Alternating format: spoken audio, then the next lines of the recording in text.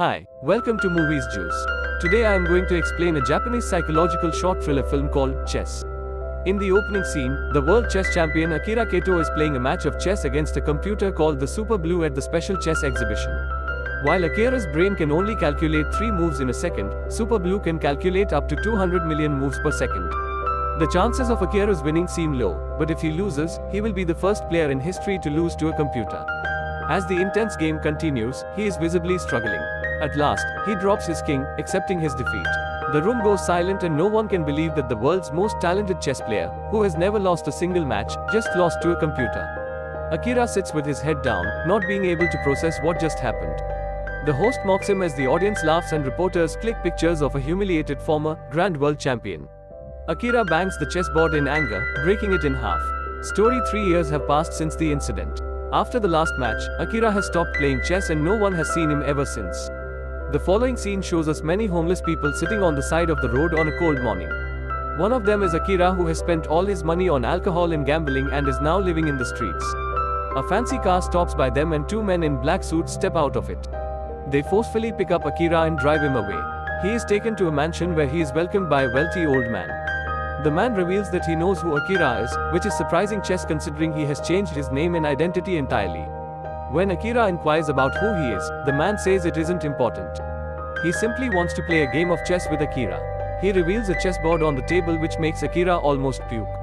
He composes himself and makes an excuse, but the truth is that the thought of chess makes him sick at this point in life. He turns away from the chessboard, not being able to look at it. The old man says that he lost a lot of money betting on Akira's last match. Since Akira doesn't have even a single penny, the man wants him to play a game to compensate for the loss. Akira is unsure about the man's actual intention, but he knows he doesn't want to do any business with him. To get out of the situation, he bluntly tells the man that he doesn't play chess anymore. Moreover, he doesn't want to be a millionaire's plaything. The man picks up the king on Akira's side and says that he has lost without even playing. This reminds Akira of his last defeat, which makes him furious. He stops the man and asks him to move his pawn instead.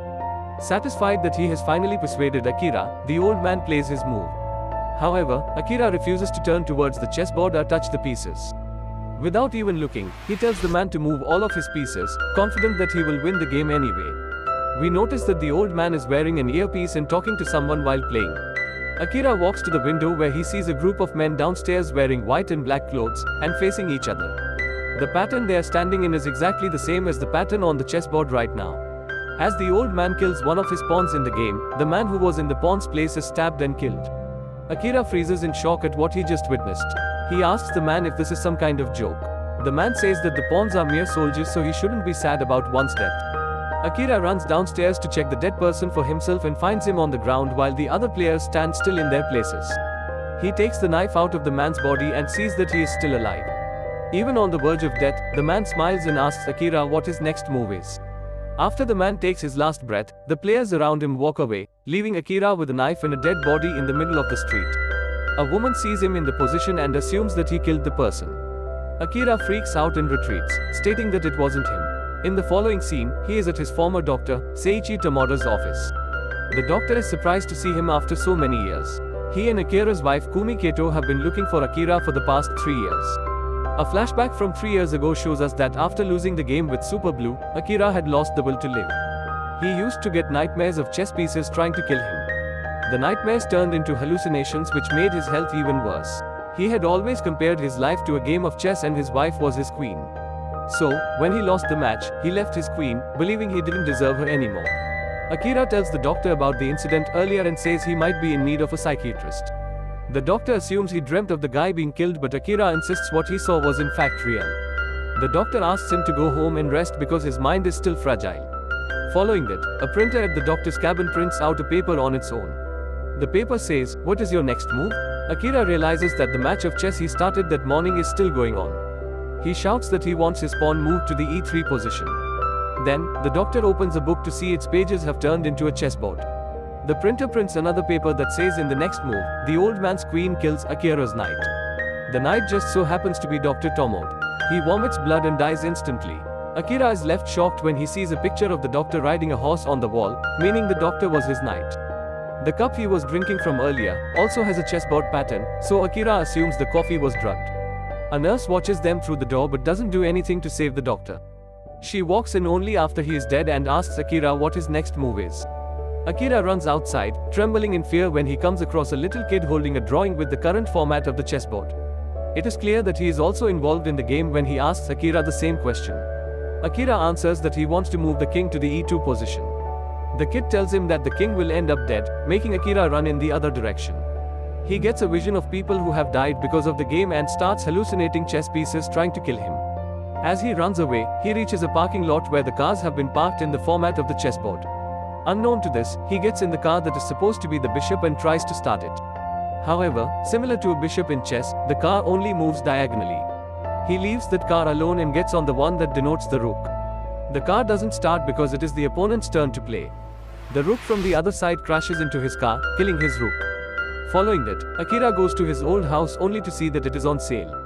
The rook, also known as the castle, was actually his house in real life. Now that Akira gets the hang of real-life chess, she realizes that the queen is his wife Kumi and her life is in danger as well. He goes back to the old man's home claiming that he wants to quit playing the game and asking for his wife. However, the old man asks Akira to accept his defeat and remove his king to end the game. This again reminds Akira of the time he was humiliated after losing a match with the Super Blue. With determination, he continues playing the game and asks the old man to move his king forward. The game goes on for a long time and most of their pieces are out. At last, Akira is only 2 steps away from winning the game and the old man can do nothing to save his king. However, before he can play his turn, 2 men in suits forcefully take him away. In the following scene, the old man and Akira are in a stadium that has a life-size chessboard in the middle. The chess pieces are people who will die with a single wrong move. The old man says that their situation is similar to an Arabian king who used to play chess with his prisoners, killing them on the spot. He states that chess is a game without emotion because the players sometimes have to sacrifice their own pieces in order to win. For Akira to win the game, he will have to move a knight to checkmate. However, if he does that, the old man will kill his queen. Akira turns around to see that the queen is actually his wife Kumi who has been tied and held at knife point. With tears in her eyes, she shakes her head, asking Akira to save her. Now, Akira can either win the game or lose his wife forever. He tries to move from his box to stop the man but a sniper fires close to his legs, as a warning that moving will get him killed. The old man asks him for the last time if he wants to sacrifice the queen or accept his defeat. He also adds that a real champion would think logically and do what is needed to win the game. But Akita tells them to save the queen without hesitation. His wife is more important to him than winning a match. Everyone is shocked at his decision. He moves in front of her and spreads his hands, accepting his defeat. The opposition knight walks towards him with a knife and stabs him. At last, Akira falls to the ground. However, after his death, the old man smiles and claps for him in appreciation. Just then, Kumi's hands are untied. She smiles while looking at her husband's body, clearly delighted with what just happened. More surprisingly, the man who died in the first round, Dr. Tomod, the nurse, and everyone else that Akira met during the game arrives at the arena while clapping for him.